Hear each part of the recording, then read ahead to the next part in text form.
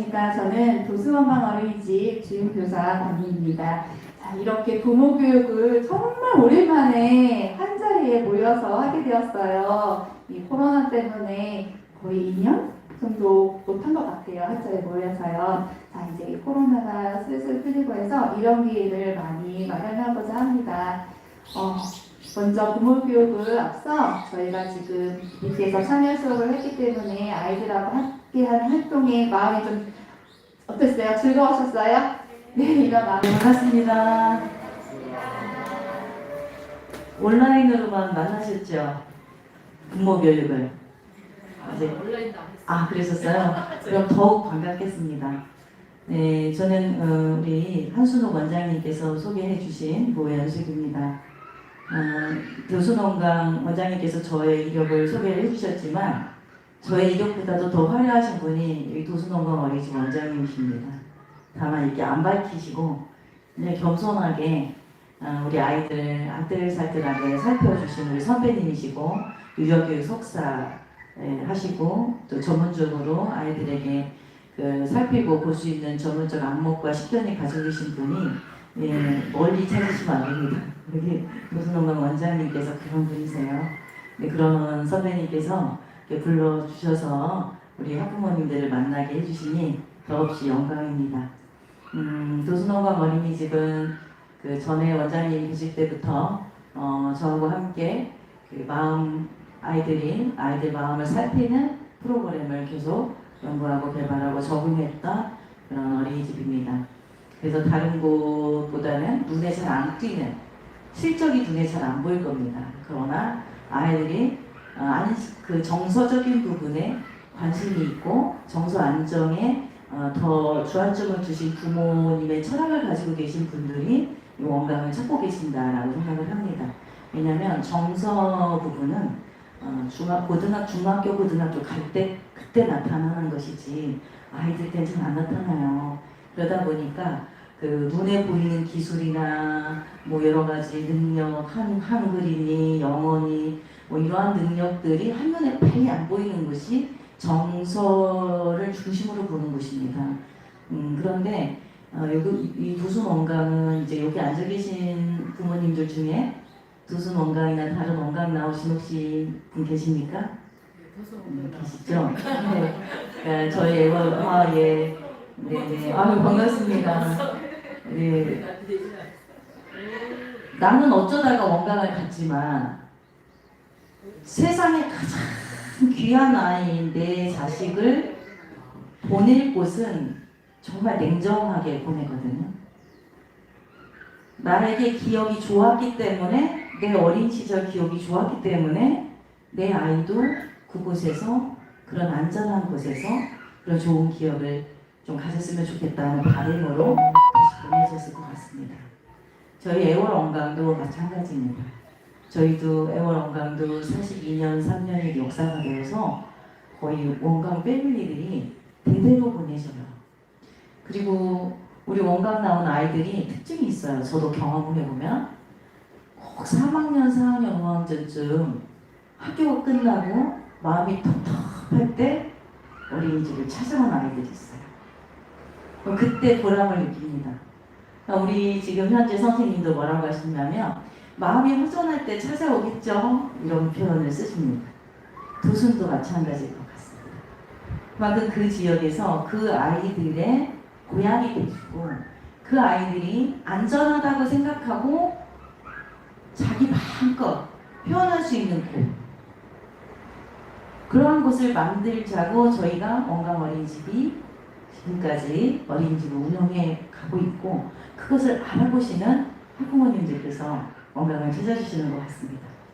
오늘은 제가 감히 어떻게 부모 교육을 어떻게 한다 이렇게 말씀을 드리겠습니까? 그래도 강연이 또 이렇게 준비를 해주시니까 저의 고민, 요즘에 생겨지는 부분들은 생각을 나누고 또 우리 도수원강이 평상시에 아이들과 함께 상호작용했던 영상을 마련을 해주셨습니다. 그래서 그게 어떤 의미가 있는지 그리고 이제까지는 아이들과 함께 선생님들께서 상호작용하는 부분만 계속 같이 저희가 연구하고 적용을 했는데 저희 이번에 개발한 건 소프트웨어 프로그램을 개발을 했어요. 그래서 아이들이 매일매일 자기의 상태를 표현했던 거를 데이터를 통해서 부모님들께 나갈 겁니다. 그러다 보면 혹시 오해스럽게 이해하실 수 있는 부분이 있습니다. 내 아이다 보니까 객관적인 자료가 아니라 깜짝 놀래거나 과한 어떤 대응을 하실 수 있어서 그런 우려점들이 있어서 제가 원장님을 말씀하셔서 제가 하겠습니다. 이렇게 말씀드린 이유는 학습적인 부분은 오류를 범하면 바로 고칠 수는 있지만 정서적인 부분에 있어서는 과하게 부모님들이나 선생님이 반응하면 아이들이 마음을 안 열 수도 있거든요. 굉장히 조심스러운 부분이라 이 부분은 우리 이번에 프로그램은 아이들에게 함께하는 상호작용은 이미 다 완숙된 부분도 성숙한 부분이 있습니다. 그래서 부족한 부분도 있겠지만 그런데 이제는 선생님이 어떻게 우리 아이들에게 정서적 접근을 할 것인가 그리고 부모님들께서 어떻게 우리 아이들에게 정서적 접근을 할 것인가에 대해서 좀 조심스럽게 부탁드리고 싶으신 드린 말씀이 있어서 오늘 제가 용기를 내서 왔습니다. 부모 교육을 시작하기 앞서 제가 두 가지 사례를 말씀을 드립니다. 사실은 이제 오늘 여기 이렇게 앉아 계신 부분은 좋은 부모가 되고 싶고 되기 위해서 그리고 이렇게 부모 교육 참석하시는 분들은 사실은 제가 여러 해 동안 유치원 어린이집을 경험하고 어머니 아버지를 만나면 여기 오신 분들은 따로 부모 교육이 필요는 없으세요. 왜냐하면 여기 오신 그런 성의만 보더라도 일상에서도 아이들에게 관심을 가지고 훌륭하신 부모님이니까요. 그런데 오늘 소개를 두 가지 케이스를 소개를 드리면 다른 부모는 어떻게 하고 있구나 하고 제가 소개를 좀 드릴까 해요. 그러면 우리가 가지고 있는 부모로서의 자세, 태도, 여러분의 마음이 조금 더 다른 관점에서 도움이 되고 폭이 좀 넓지 않을까 생각해서 두 가지 사례를 말씀드립니다. 여기는 아빠와 아들이에요. 지난 2주 전에 이 집 가정하고 또 다른 집 가정 두 가정을 같이 만나서 이 집에 가서 바베큐를 해서 먹고 이 아버지에게서 제가 이 아이와 어떤 관계를 형성하고 또 생활을 하는지에 대해서 잠깐 들었습니다. 그래서 이 부자에 대해서 잠깐 케이스 하나를 소개를 할까 합니다. 이 가정은 아이가 지금 현재는 초등학교 3학년이에요.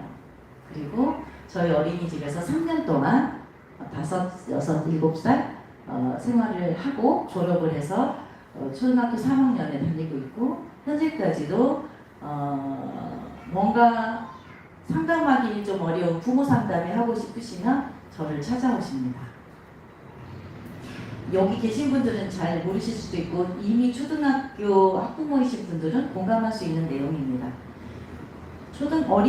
어린이집이나 유치원을 보낼 때는 상담을 어린이집 선생님과 원장님께 할 수 있어요. 그런데 초등학교 가면 우리 아이 같은 학부모에게 말을 하면 소문이 참 우리 아이 좋은 점도 말하고 걱정스러운 부분도 나니까 동료 친구들에게도 학부모들에게도 아이에 대한 고민을 말을 못할 때가 있고 어디 가서 초등학교 가면 외로워지세요. 초등학교 학부모가 되면. 그래서 저희는 이제 계속 제가 8년째 근무를 하다 보니까 이번에 6년째 됐거든요. 8년 동안 관계를 맺는 분들이 좀 계세요. 그러니까 그럴 때마다 달려오셔서 말씀하셨던 분인데 이 가정은 싱가포르에서 이 아이가 5살 때까지 4살 때까지 생활하시다가 아이 건강상 제주도로 와서 현재 생활을 하고 계시죠. 문제는 이 아이가 굉장히 고함을 화가 나면 이제 얼굴이 빨개지고 바닥바닥 이런 지경에 있는 표현을 쓰는 아이예요. 그리고 uk성질도 있고 고집불통이에요. 근데 그때 당시 이 가정은 엄마 아빠 그다음에 아들 하나 외아들인데 여러 가지 상담에 대한 제가 얘기는 생략하겠습니다. 이번에 이제 갔더니 이제 초등학교 3학년이 됐으니 이제 좀 버릇을 좀 고쳐도 될까요? 그래서 그러면 지금은 도덕적 기준과 개념이 생길 때니까 지금은 가르치십시오. 영유아시기에는 또 그런 게 따로 있어요. 그리고 그런 얘기를 하시다가 여기 같이 조인한 경찰 아저씨가 아빠가 있어서 아빠의 육아의 경험을 한번 이 아빠한테 좀 얘기 좀 해주셔요. 그랬더니 케이스 하나를 소개해 주시더라고요. 우리 아들이 굉장히 우성질도 심하고 성질이 나면 조절이 안 됩니다. 그런데 얘가 초등학교 1학년 때 자기 장모님이 오셔서 며칠을 생활하시는데 밤 9시가 되었는데 이 아이 엄마하고 싸움을 시작한 거예요. 싸움을 시작했는데 이제 어디까지 갔냐? 이 아이가 이제 뭐 게임이나 이런 데서 좀 나쁜 소리를 배우잖아요. 엄마 죽어 막 이렇게 선을 넘은 얘기까지 이제 하기 시작한 거죠. 그러니 이 장모님이 보실 때 어떠겠어요? 장모님도 놀래고 엄마도 놀란 거죠. 그러니까 이 세 명이 거실에서의 세 명이 너무 갈등 상황에 고조돼 있을 때 잠을 자다가 그 소리를 듣게 됩니다. 아빠가. 아, 상태가 굉장히 심각해졌구나. 그 본인도 너무 놀란 거죠. 너무 화가 나고. 그래서 이 아빠가 아무것도 안 가지고 밤에 겨울인데 아들에게 아들 잠깐 나가자. 그 본인도 이 아이 1학년이 좀 안 거죠. 내가 너무 갔구나. 외할머니한테 혼났죠. 그러니까 무턱대고 따라 나섭니다. 근데 이 아버지와 아들이 밤길을 걸어서 하기항까지 걸으려면 2시간이 걷는데 그냥 무작정 걸으셨대요. 아빠가 자기도 화를 좀 내려야 될 것 같으니까 그래서 이제 무작정 걷고 그 밑에 길을 걸을 때 제가 그랬어요. 안 가겠다고 애기가 응? 그러지 때를 쓰진 않더냐 했더니 아빠가 하시는 말씀이 아는 길로 가면 때를 쓸 수 있어서 모르는 길로 골목길로 해서 내려갔지요. 이러는 거예요. 그래서 그 아빠가 하시는 말씀이 우리 아들이 고집이 세고 묵성질이 있습니다. 저는 우리 아들을 보면 자기의 많은 것을 가져갔고 유전이 된 것 같습니다. 근데 이렇게 욱성질이 있고 고집을 부리는 우리 아들을 볼 때 아들 어쩌다가 이것까지 가져갔니? 미안한 마음이 든답니다. 이 아버지 나이는 38입니다. 여러분은 같은 세대죠. 전 그때 감동했어요. 젊은이가 그 아들이 그런 모습을 보면 자기의 그것까지 가져가니 하나님 미안한 마음이 들고 그리고 본인이 화를 다스려야 될 것 같아서 아들 무조건 걸어서 학위학까지 2시간을 밤 9시에서 11시까지 걸어간 거예요. 바닷가를 가니까 초등학교 1학년 아들이 아버지한테 첫말을 하더래요. 아버지 나를 버리려거든 내가 집을 찾아갈 수 있는 큰 길로 버려야지 내가 모르는 길로 이렇게 데리고 오면 내가 집을 못 찾아가잖아요. 이러더래요. 그래서 아버지가 굉장히 중요한 말씀을 하십니다. 저는 아버지가 스스로 그게 중요하단 말인지는 모를 거예요. 그러나 아이들을 굉장히 케이스를 많이 이렇게 경험한 저희 전문가들로서 볼 때는 정말 저 말이 우리 아이의 인생에 굉장히 중요한 말이다. 뭐라고 하셨냐면 이제 더 이상은 이때쯤은 얘기를 해야겠다. 본인도 이제 2시간 정도 걸어서 아버지가 감정이 가라앉았죠. 뭐라고 하셨을까요? 아들 나는 너를 절대 버리지 않아.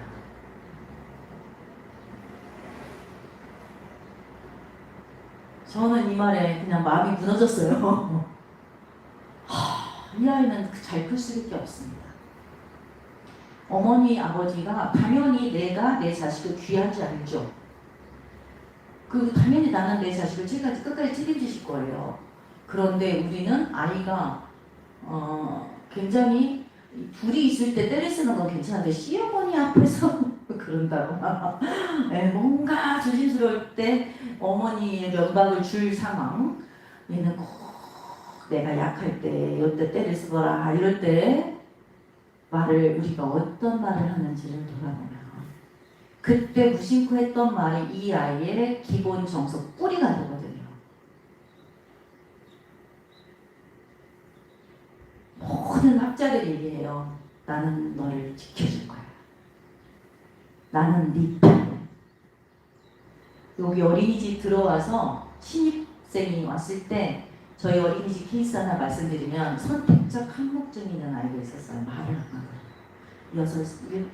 5살에 들어온 친구인데 5살 9월에 들어왔어요. 말을 안 해요. 아기가 굉장히 건강하고 신체도 좋고 인지도 좋은데 말을 안 해요.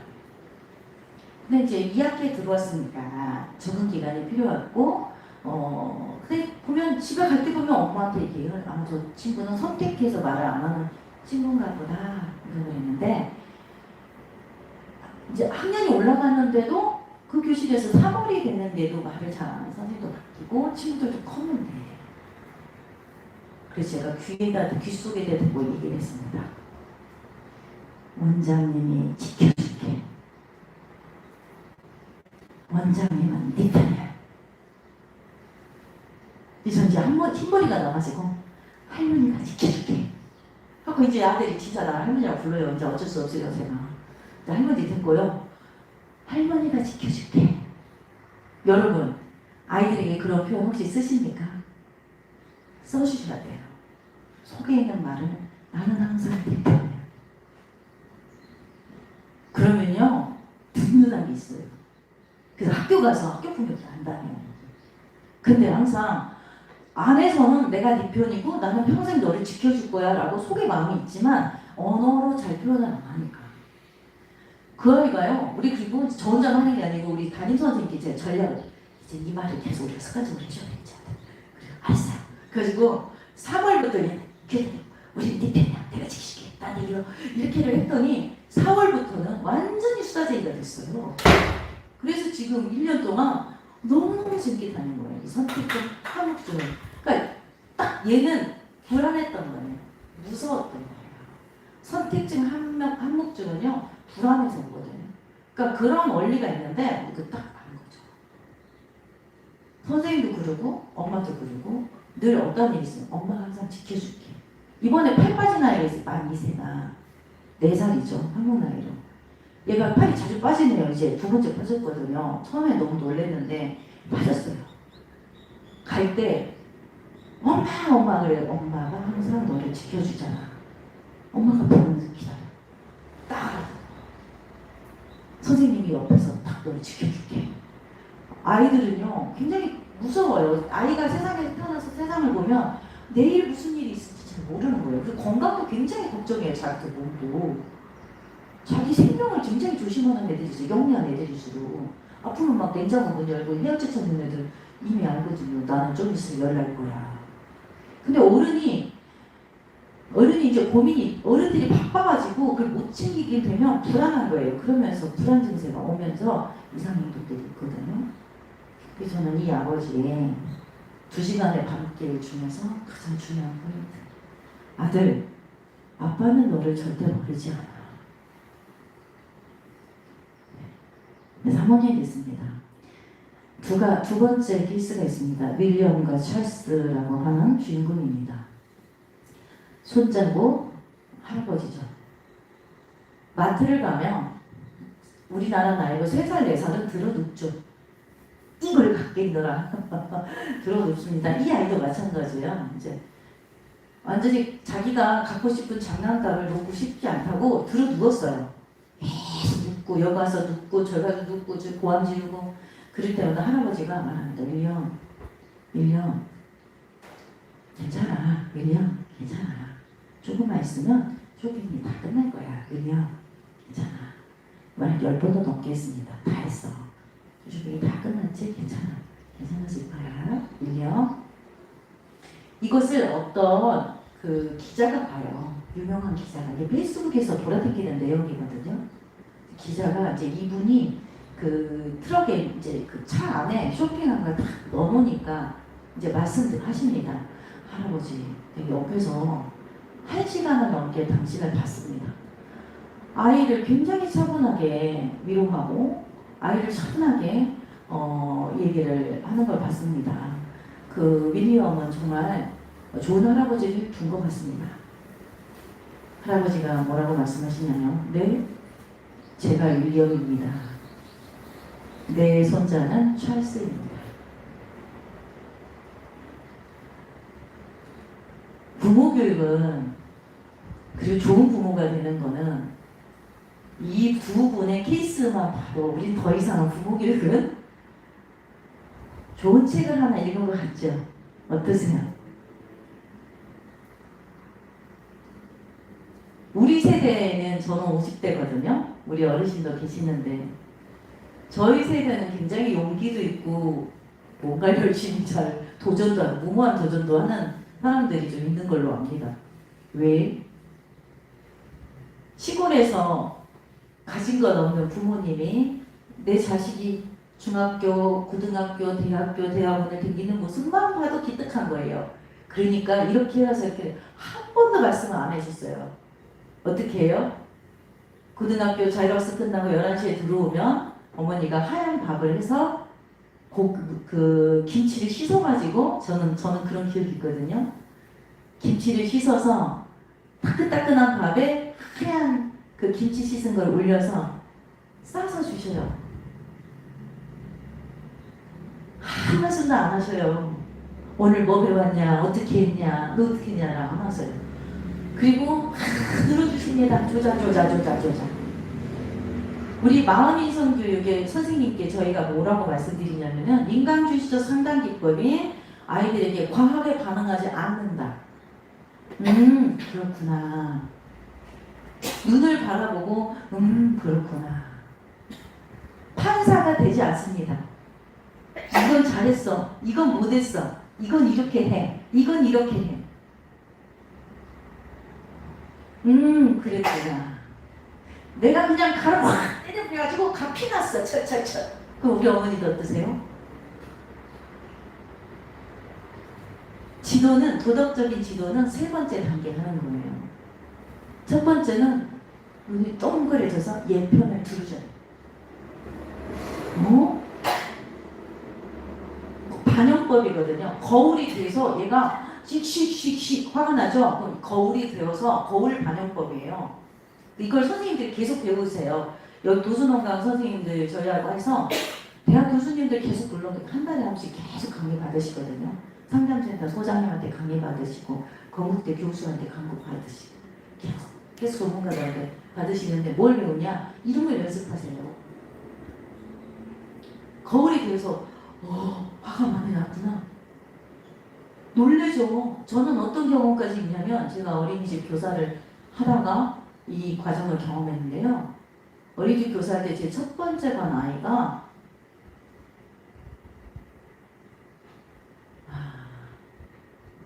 믹서기에 아무도 어른이 없는데 믹서기에 물고기를 갈았어요.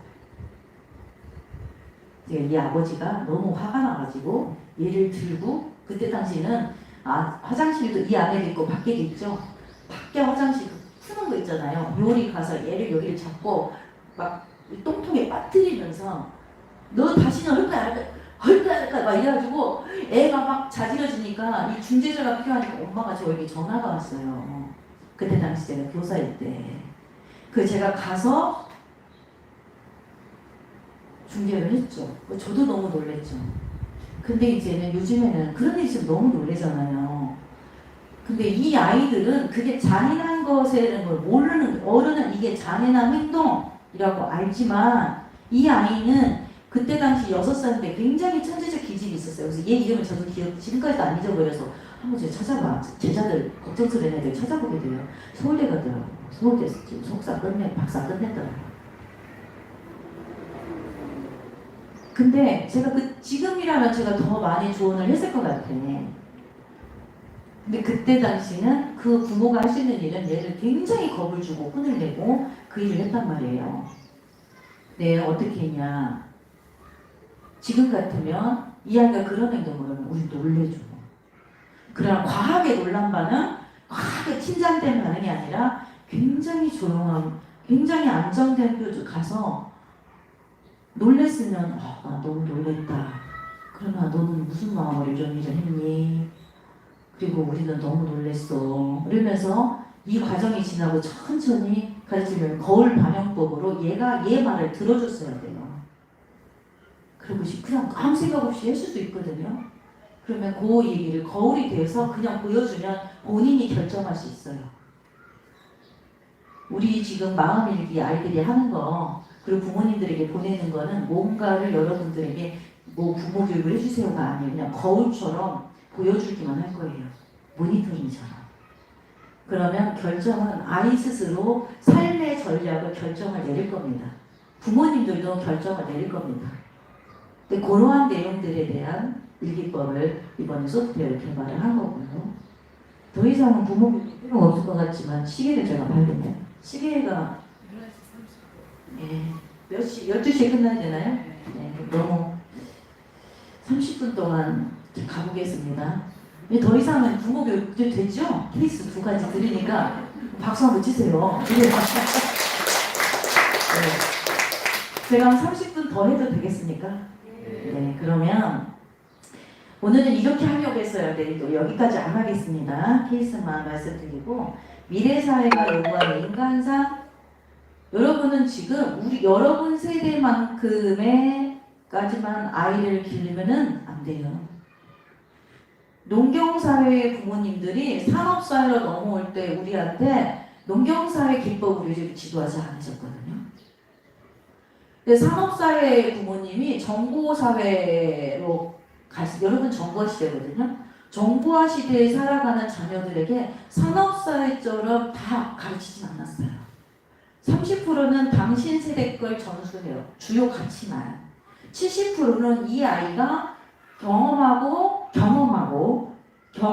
스스로 선택할 수 있게끔 여러분은 길을 열어주는 게 우리 세대가 앞으로 지식정보화 사회에서 AI 사대로 넘어가는 시대에 우리는 지금 놓여 있어요.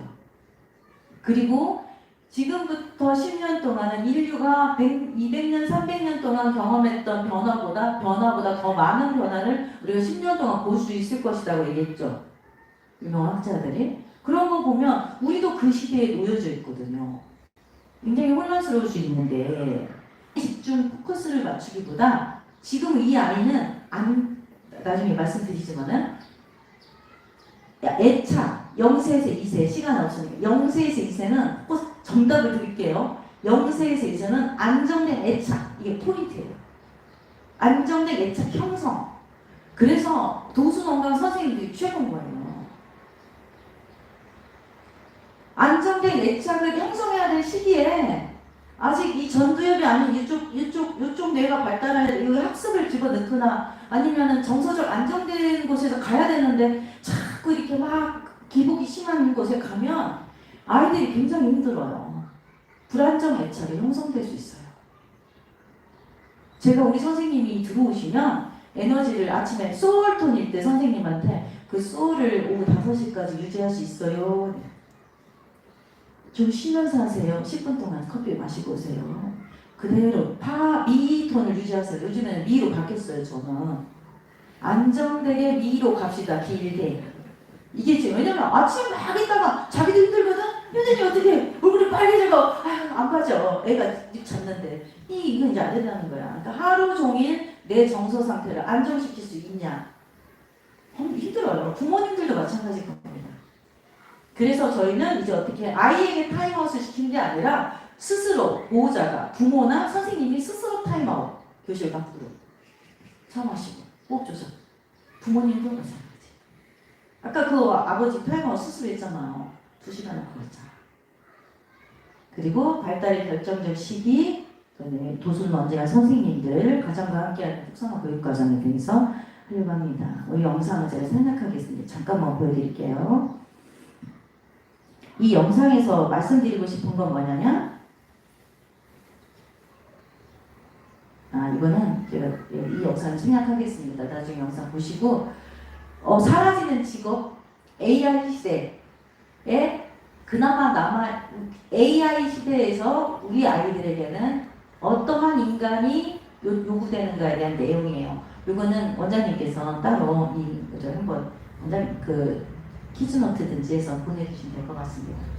핵심은 뭐냐면 AI라고 하는 그 인공지능 로봇을 대체해서 걔들이 못하는 거. 그거 우리 아이들이 해요. 우리도 마찬가지. 걔들이 못하는 능력을 우리가 향상시켜야 되거든요. 그게 뭐냐? 고도의 종합적인 사고 기능과 인간성을 담당하는 전두엽 부분 인간타워 발달을 해야 된다는 거예요. 이거는 어디 그 보육원에서 돌봄을 받고 노말은 가정에서 3살 이하, 만 3세 이하 돌봄을 받은 아이의 뇌 크기, 보육원에서 돌봄을 많이 받지 못한 아이의 뇌 크기가 굉장히 다르죠. 여러분의 아이는 여길 겁니다. 네, 6살 이전에 90%가 성장합니다. 이쪽 전두엽에서 후두엽으로 발달을 해가는데요. 여기가 정서적 안정이에요. 그리고 나서 5세, 6세, 7세가 되면서 수리적인 거, 논리적인 그 사고가 생기는데 너무 일찍 학습을 시키잖아. 그러면 거부해요. 흉내만 낼 뿐이지 향상도 안 돼. 그래서 어떻게 해요? 만 5세, 만 6세, 6살 이전에는 이 정서적 안정 부분에 포커스를 맞춰야 한다. 요 얘기를 좀 하려고 그랬죠. 넘어가고요. 우리 프로그램은 왜 아이들에게 이걸 말을 하냐? 보통 원강에 보내는 부모님들의 아이들이 굉장히 순하고 굉장히 모범적인 아이들이 많아요. 그래서 우리는 언제 칭찬을 받냐면 인근 초등학교 선생님들이 칭찬하죠. 그럼 원강 나온 애들이 좋더라. 애들이 차분하고 수업 시간에도 집중력이 높더라. 그런데 원강 나온 아이들이 어떠한 일을 하냐? 기질적으로 보면 순한 기질 애들이 많아요. 기질은 뭐냐면 활동성, 규칙성, 산만성, 접근성, 적응성, 주의력, 반응감도, 자극 민감도, 기분의 질을 합해서 태어날 때 가져온 거예요. 형성된 게 아니라. 그런데 보통의 어린이집, 유치원, 그리고 초등학교, 중고등학교 선생님들은 누구한테 진이 다 빠지냐? 까다로운 기질한테, 느린 기질한테 집중이 돼 있어요. 그럼 저는 선생님들께 노크합니다. 똑똑. 엄마들한테 노크합니다. 똑똑. 우리 애기 걔 잘 커요. 우리 애기 순해요. 자기가 알아서 지하기를 잘해요. 형제간 중에서도 굉장히 까다로운 애기한테 더 정성을 들여요. 그럼 이 순한 아이들은요, 자기가 해결해야 돼. 그래서 어른이 돼가지고 우울증약 먹는 사람들은요, 이 까다로운 기질, 느린 기질 아들은 너무 어릴 때 정성을 많이 받아가지고 막 회장, 사장 돼버려. 근데 우울증 약 먹고 있는 사람이 누구예요? 순한 애들, 착한 애들, 착하게 살아라. 이런 애들이 어디서 표현을 못하는 거야. 그러니까 혼자 해결해. 이걸 저희는 제가 청소년상담 복지센터 소장을 했어요. 전라북도. 여러분 여기 제주도도 있거든요. 1388. 거기서 제가 확실히 알았어요. 지금 늦는다. 13살에서 20살에 오면 못 도와줘요. 그래서 어릴 때로 제가 더 집중해서 지금 여기 와 있거든요. 확실히 제가 희망을 보고 있어요.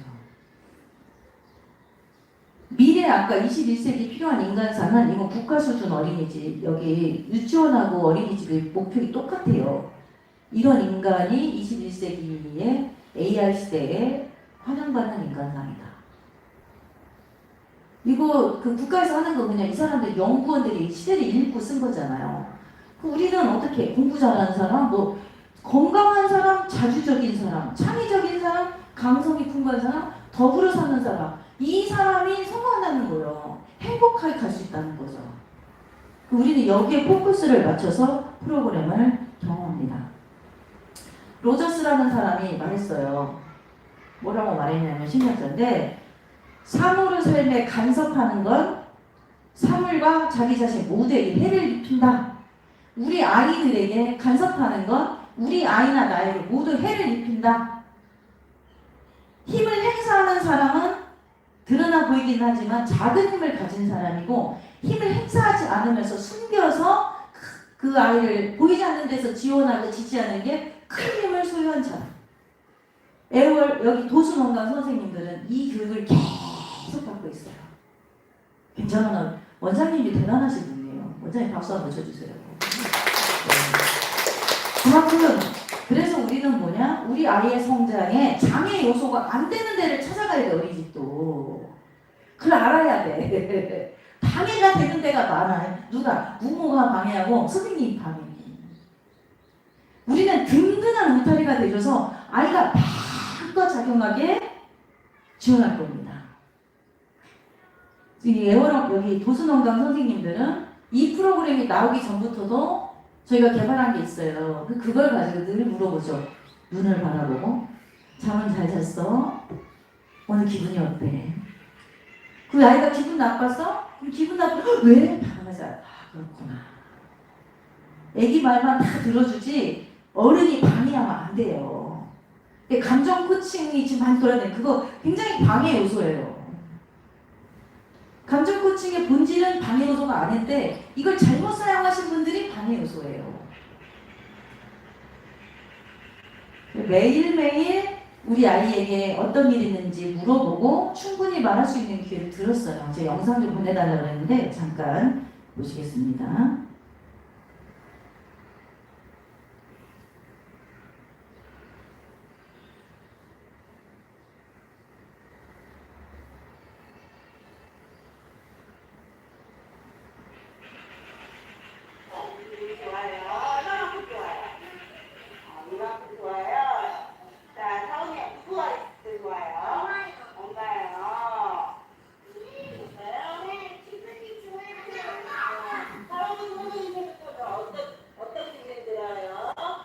왜 이렇게 엄마 어디 계세요?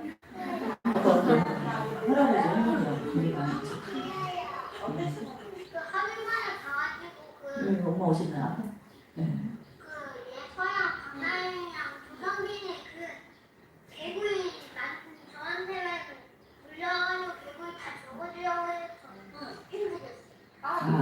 개구리 접어달라고 막 단추를 서는군요. 힘들고 근데 기분도 좋았어?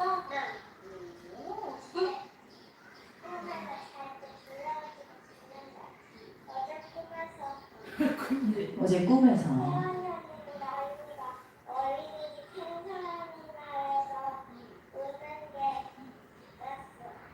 꿈속에 나왔어? 그게? 꿈속에 나왔어? 아 그랬구나. 꿈을 꾸고 나니까라는 마음 드는 어때요? 얌전해졌어요.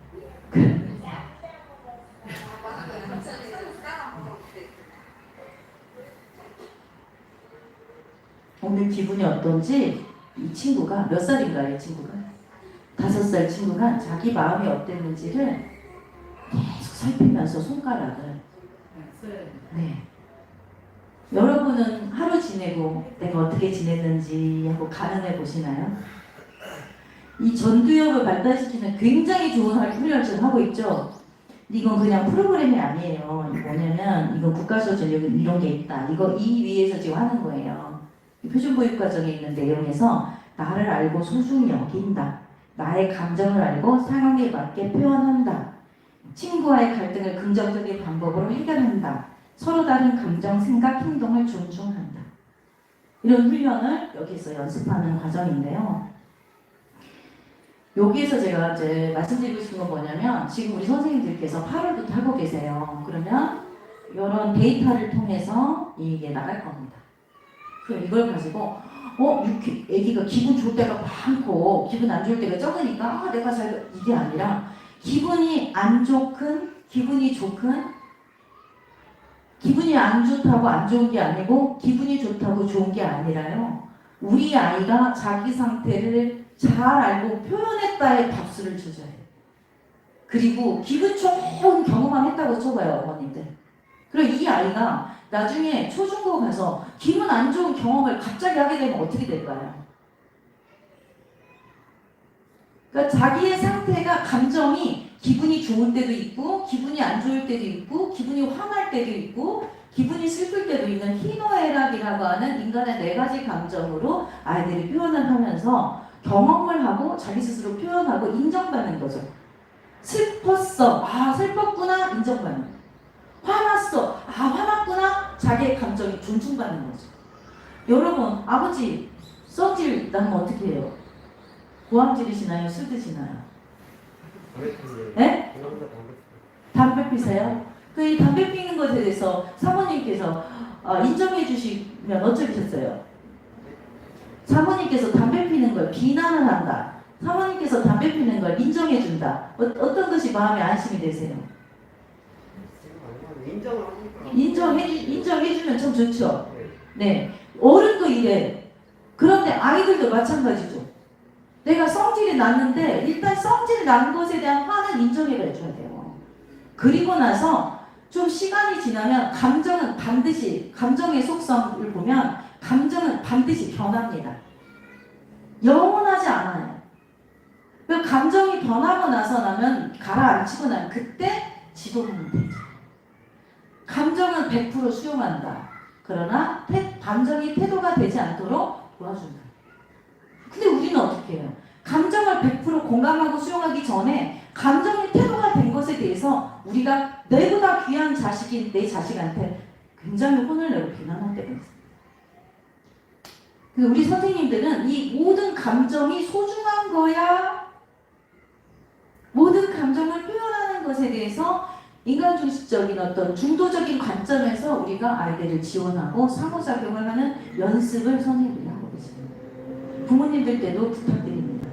그리고 이것은 8월, 9월, 10월이죠. 그러면 8월, 9월, 10월에 이 아이 얘기는 아니에요. 제가 편집한 거예요.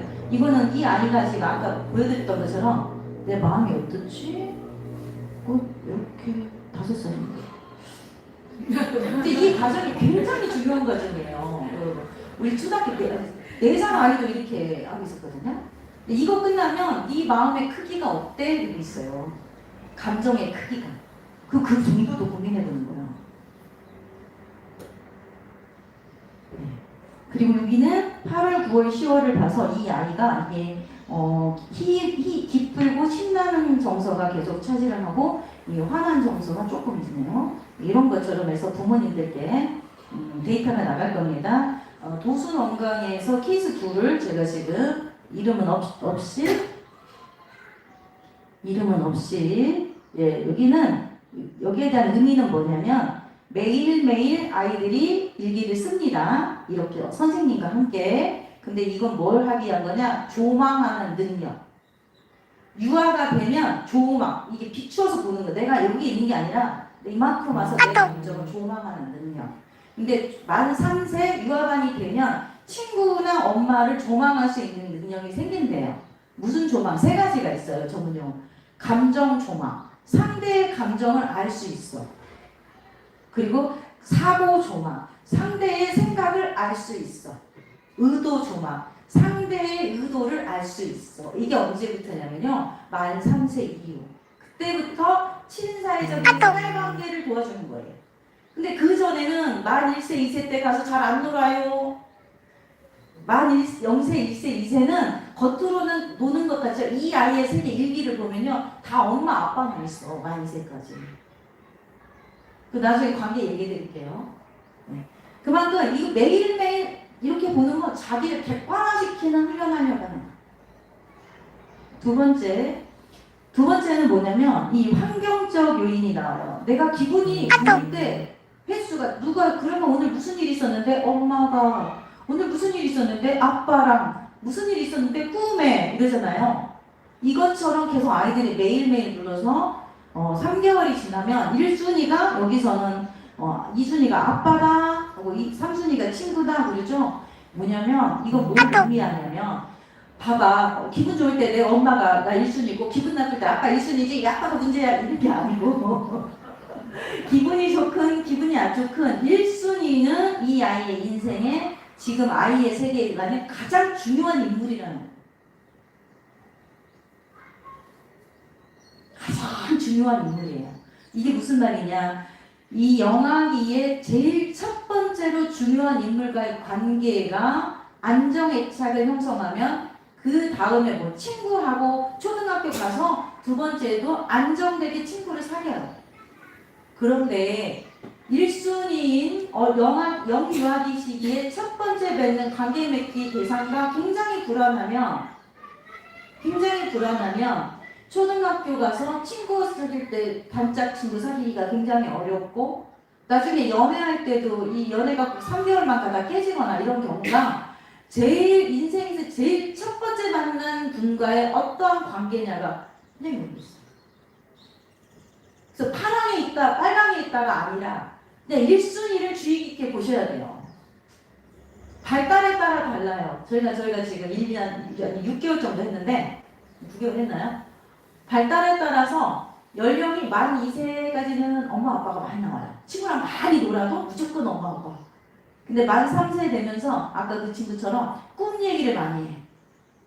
그러면서 엄마 아빠 그리고 친구가 나타나기 시작해요. 만 3세 이후부터는. 그러면서 친구 관계가 나타나기 시작하면서 놀잇감이 나타나고요. 그렇게 여러 가지가 나타나더라고요. 해보시면 알 겁니다. 근데 여기 혹시 죄송하지만 손은 안 들어도 선생님이 대답해 주시면 됩니다. 혹시 다문화 가족 있나요? 네, 계십니까? 그럼 제가 우리 부모님들께는 조심스러워서 말씀드리지 못하지만 너희 집이니까 제가 확 질를게요. 다문화 제가 미국에서 시카고에서 한인 학교를 했습니다. 그리고 시드니에서도 생활을 하고 왔어요. 호주에서도. 그때 제가 만난 사람은 우리 한인은 청소년 가정을 둔 부모님이 저에게 와서 언어가 다르니까 아이하고 내가 소통이 안 되고 애가 문을 닫아요. 그 상담을 그때 하더라고요. 저는 그게 언어적인 문제인 줄 알았어요. 아닙니다. 아이들을 사례를 보니까 아닙니다. 확실하게 말씀드릴게요. 다문화 아이 두 가정 모두 만 2세, 4살인데도 만 2세는 다 엄마, 아빠, 할머니 자주 만나는 사람이 불러지는데 엄마랑 사는데도 그 아이 두 가정 따로따로가 엄마가 없어요. 그런데 다른 다문화 엄마는 아기가 말이 느려. 그 집은 아가 베트남 말을 많이 써요. 한국말 잘 못하더라고 아직까지도. 막 섞여 있어요. 두 가지 언어를 습득하는 애들은 말이 느려요. 늦게 터져요. 급할 거 없어요. 대신 두 단어를 다 배우고 두 나라를. 근데 한 가정은 베트남 말로 굉장히 엄마가 베트남 말로 써가지고 이 아이하고 관계를 맺으니까 이 부모는 이 아이 그 집의 아이도 둘이거든요. 다 엄마가 막 1순위예요. 거기는 다른 나라인데도. 그런데 그 다른 가정 B라고 하는 가정 C라고 하는 가정은 부모님이 내가 한국말 잘 못하니까 누구한테 맡겨요? 한국말 잘하는 누나한테 맡기고 그다음에 고모한테 맡기니까 관계 맺기가 엄마가 소외된 거야. 다문화 당신 모국어로 그냥 시원하게 뱉어버려요. 애기한테 관계 맺기 하세요. 지금 해야 내 편이 돼. 아이가 내 속을 알아. 그리고 뭐 주변에 있어도 한국말 못하니까 우리가 해줘. 네 나라 말로 네가 해줘. 이게 제가 상담센터 소장한테까지 상담을 받고 이렇게 얘기를 하라. 그래서 3명의 전문가에게 듣고 제가 말씀드리는 거예요. 모래놀이 치유 전문가하고 치유센터 소장하고 유아교육 3명의 전문가한테 듣고 저도 공감해서 말씀드리는 거예요. 그만큼 1순위는 굉장히 중요합니다. 네. 혹시 여기 1순위가 안 나왔다? 고민 좀 해보셔야 돼요. 근데 애기가 6살이다? 안 나오면 괜찮아. 야가 지금 친구 놀아도 괜찮아. 친구가 1순위면은 굉장히 건강하게 가는 거예요. 네. 근데 만 3세 이하다? 무조건 엄마 아빠가 있으면 이 아이는 엄마 아빠의 관계 맺기예요. 그런데 세 번째가 뭐냐면 얘가 기분이 안 좋아요 놀랐을 때 얘한테 물어봐요. 넌 어떻게 했어? 때렸어. 발로 찼어. 내가 갖고 왔어. 울었어. 이런 거예요. 이게 뭐냐면 우리가 그 정서가 굉장히 기분 좋을 때는 우리가 어른이 되어서 사회생활해도 괜찮죠. 기분이 안 좋을 때 여러분이 쓰는 기술이 있어. 방법이. 전략이 뭐예요? 화가 났어. 아버지는 공격을 해서 제압을 해가지고 아버지가 하던 대로 합니까? 아니면 참고 돌아서서 혼자 해결하십니까? 아니면 잠깐 저녁에 술이나 한잔 마시자 해서 대화를 보니까 이게 3가지 케이스예요. 친인사회적으로 행동했나? 과잉으로 공격하면서 행동했나? 문제를 해결했나? 수동적으로 본인 스스로 울면서 아니면 회피하면서 문제를 해결했나? 3가지 유형을 아이들이 그룹으로 누릅니다. 제일 좋은 건 뭘까요? 대답해보세요. 제일 좋은 건 뭘까요? 아버지, 제일 좋은 문제 해결 방법은 어떤 것이 있을까요? 세 가지. 친사회적으로 문제를 해결했다. 공격적으로 문제를 해결했다. 수동적으로 조용히 혼자 문제를 해결했다. 어떤 방법이 가장 좋은 방법일까요? 첫 번째 같죠? 아닙니다. 땡! 아니, 맞아요. 우리가 지향하는 거 가져야 돼요. 그런데 저는 과감히 말씀드립니다. 가장 좋은 방법은 여러분 가정의 각 풍대로 선택하는 것입니다. 실례를 하나 들어드릴게요. 저쪽 충청도 쪽에 있는 원장님이 저한테 전화가 왔어요. 얘가 7살인데 계속 기분이 안 좋다는 거, 파랑을 누른다는 거야. 그런데 그러면 너는 어떻게 했어? 라고 하면 계속 친사적인 것만 행동만 한 거야. 계속 이야기하고 양보하고. 근데 굉장히 까다로운 기질이래요. 보세요 여러분. 내가 굉장히 기분이 안 좋아. 이럴 때 계속 참고 친사적인 거 행동하면 이 아이가 정서가 어떨까요? 굉장히 힘들겠죠. 그리고 자기가 꾹꾹 참잖아. 그럼 얘는 뭘 요구해요? 친구도 참게 원해. 영유아기 시기는요. 화도 경험해보고 눈물도 경험해보고 일부러 경험시키는 게 아니고 이 아이가 표현할 때 인정받아주면 되는 거야. 그리고 또 공격도 해보고 나도 때려보고 혼자 참아도 보고. 그런데 여기서 강조점이 뭐냐면요. 제가 보면 통계적으로 이제 논문도 나올 겁니다. 부모님이 썼던 걸 아이가 써. 엄마가 우는 걸로 문제 해결하면 아이도 우는 걸로 문제 해결해.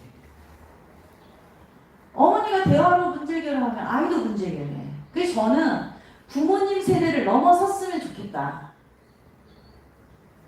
우리는 찾는 것만 문제 해결을 했어. 우리 집 가족이. 그런데 여길 보니까 진짜 유전된 거야. 그럼 어떡해? 네가 가서 얘기 좀 해봐. 그렇게 권할 수도 있고요. 진짜 아무리 생각해도 부당한 거야. 그럼 가져올 수도 있잖아. 그러니까 이걸 누가 결정하냐? 아이가 결정할 수 있게끔 우리는 친사회적인 행동을 하는 것도 교육이 아니고 정답은 친사회적인 게 아니에요. 다만 이런 게 있어 결정은 누가 해요? 그 아이가 삶의 전략이에요. 요거는요. 대응은 삶의 전략이에요. 내 마음이 평화롭고 감정이 작용하는 건 속성은 변화되지 않아요. 감정이 변화되는 것도 그건 그대로 있을 거예요. 그러나 삶에 있어서 내가 화를 낼 자리인지 내가 이걸 당당하게 말할 자리인지 이걸 내가 너그럽게 이해해야 될 자리인지를 사회생활 해보시면 알잖아. 어떤 전략을 써야 될지. 그래서 우리 아이는 내가 했던 걸 좀 뛰어넘었으면 좋겠다.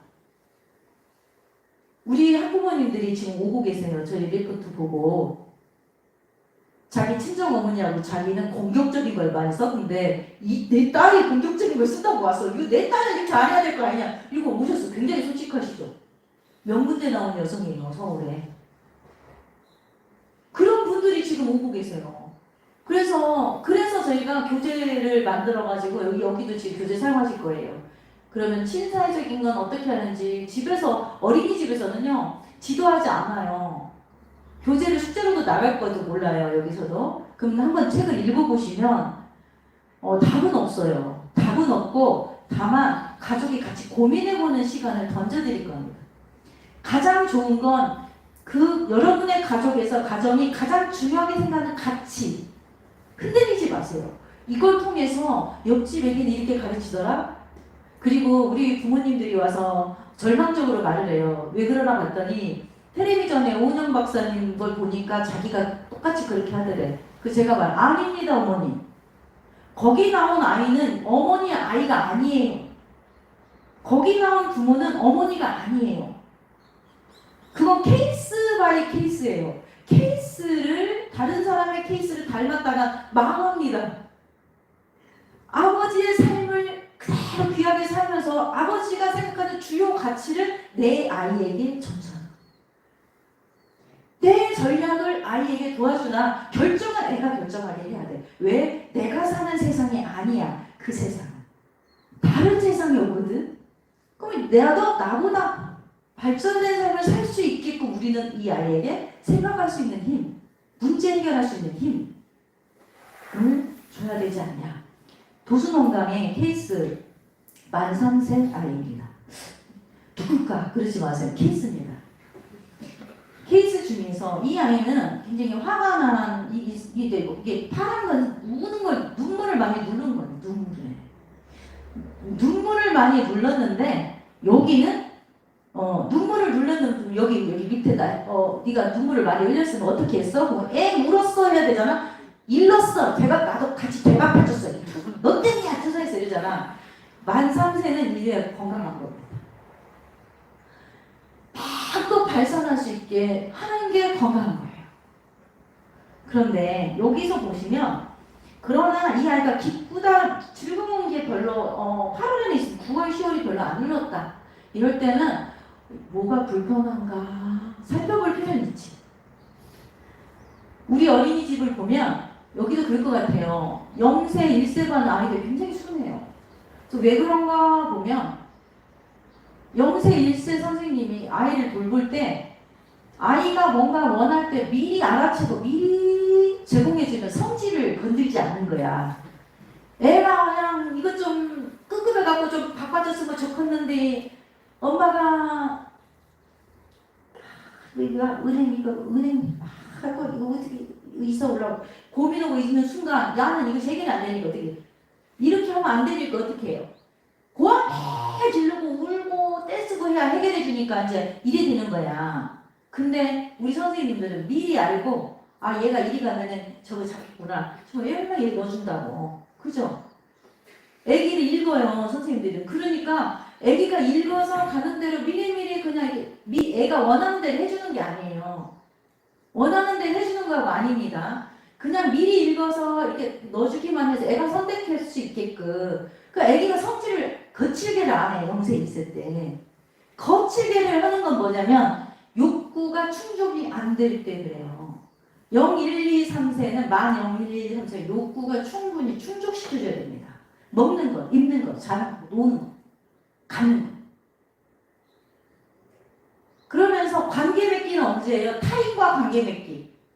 이 안에는 부모와 관계 맺기라고요. 타인과 관계 맺기는 만 3세, 4세, 5세 때 시작하거든요. 보세요. 얘는 굉장히 건강해요. 막 너무 화가 나. 신경질 나. 그러니까 어떻게 해? 빨간색이 쫙 긁어졌죠. 이 부모님은 이제 어떻게 해야 돼? 선생님은 여기가 얘가 뭐가 불편한가? 뭐가 불편한가? 살펴주셔야지. 그리고 막 기분 좋게 해주는 것이 정답이 아니에요. 무엇이 불편한가?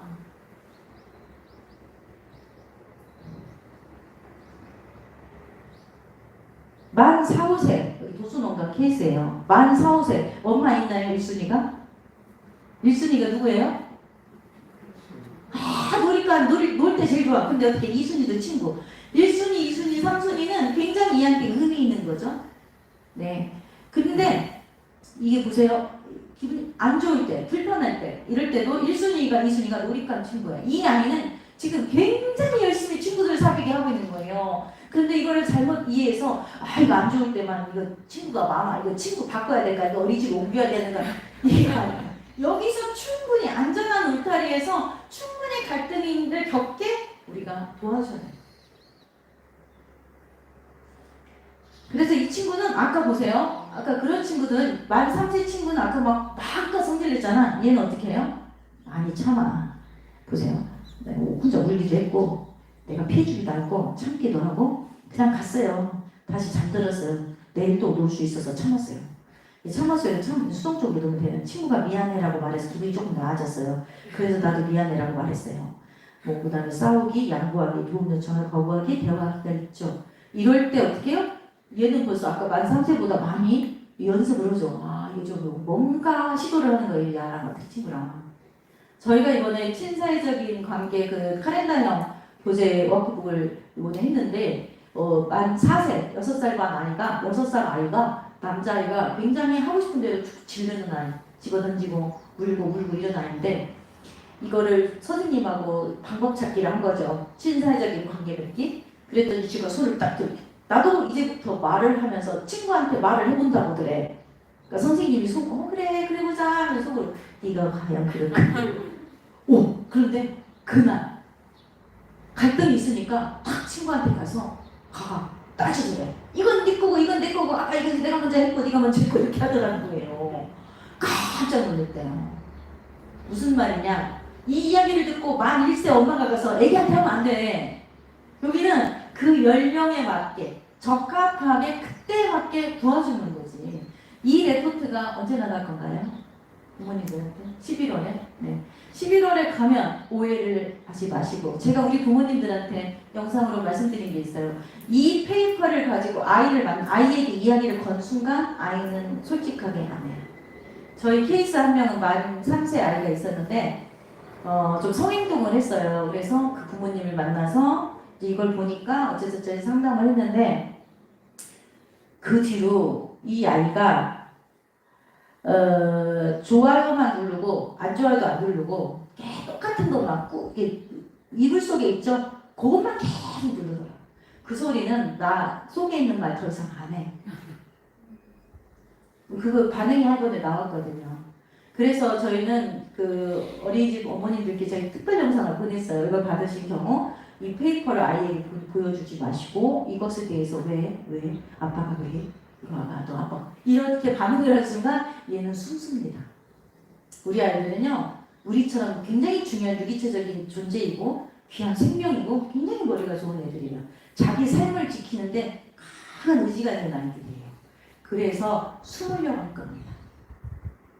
우리는 이 레포트를 보고 아이를 평가하지 않습니다. 이 레포트를 보고 뭐가 불편한가, 내가 무엇을 지원해줘야 조금 더 건강하고 안전하게 성장할 수 있는가 하니 부모님들이 지원해주기를 바라는 마음에서 선생님들이 다 해요. 선생님들도 이렇게 하시죠? 네. 그럴까봐 선생님들이 혹시 과한 반응할까봐 늘 했어요. 어제 저희는 이제 만 3세 교실은 아이들이 밥을 먹고 나면 자동으로 그걸 하더라고. 밥 먹고 일기 쓰고 양치하고. 선생님 이 루틴을 딱 정해가지고 3세가 이름을 이제 아나 봐요. 이름을 찾아요. 글씨로. 자기 이름 하나 눌러가지고 그걸 하는데 예, 그래서 제가 어머나 일기 쓰는구나 했더니 선생님이 저한테 원장님 과도한 반응 나한테 가르치라고. 아 예. 제가 가르쳤다가 오히려 제가 선생님한테 지도를 받았거든요. 네, 이러한 과정을 통해서 예를 들면 저희는 이제 이런 경우가 있었어요. 케이스가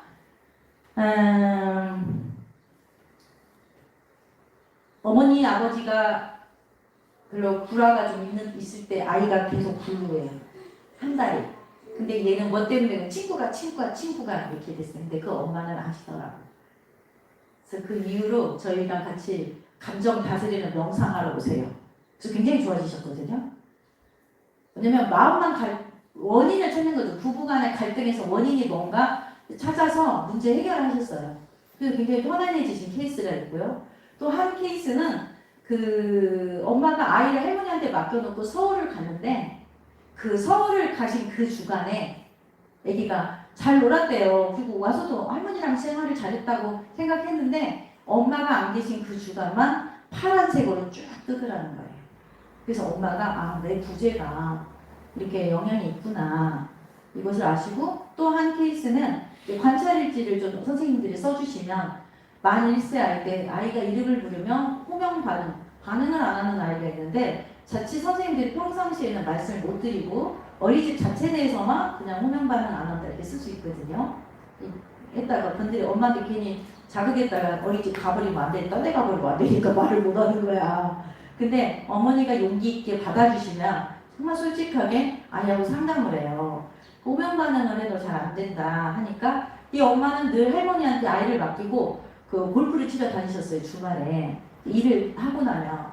그래서 멈추시고 골프를 멈추시고 이 아이랑 다니면서 키즈노트에 올리시는 거예요. 오늘 이런 활동했어요. 올리기를 지금 2달째 하고 계셔요. 근데 그러고 나서 애기가 눈도 마주치고 이름 부르면 반응을 해요. 보세요. 우리가 하고자 하는 건 뭐냐면 이 문제가 언제 나타나냐면 보통 다른 집은 초2, 3때 나타날 문제를 우리는 0, 1, 2세 때 우리가 바빠서 젊은 엄마 아빠 정말 바쁘잖아요. 우리. 그리고 살림살이도 이제 시작해서 정말 힘들 때예요. 힘들 때 우리 아이들이 지금 제일 중요한 게 우리를 기다리고 있다는 거야. 뭐가 나한테 이익이 있나. 나는 제가 미국에서 있어 보면 세탁소 아이를 키우겠다고 세탁소 미국에 유학을 이민을 오셔가지고 뭐하냐. 아기가 필요한 시간에 아기를 못 돌보고 애한테 대학 보낼 때 돈 필요하다고 세탁소를 3개, 4개 하다가 아기가 마약 딜러가 됐어요. 초5 때부터. 이런 경험들을 보거든요.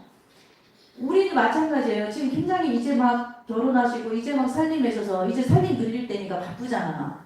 근데 이때 내가 아이를 눈을 맞추니까 놓칠 수 있다고요.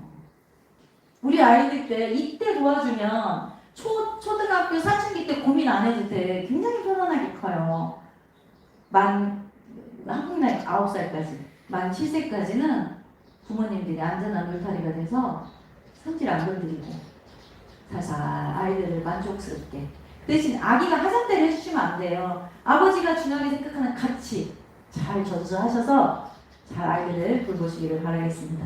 이상 마치겠습니다. 감사합니다.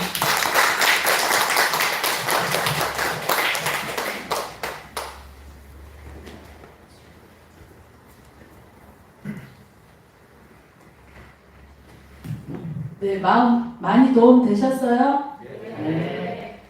가정에 저희 어린이집에서는 선생님들이 아이들한테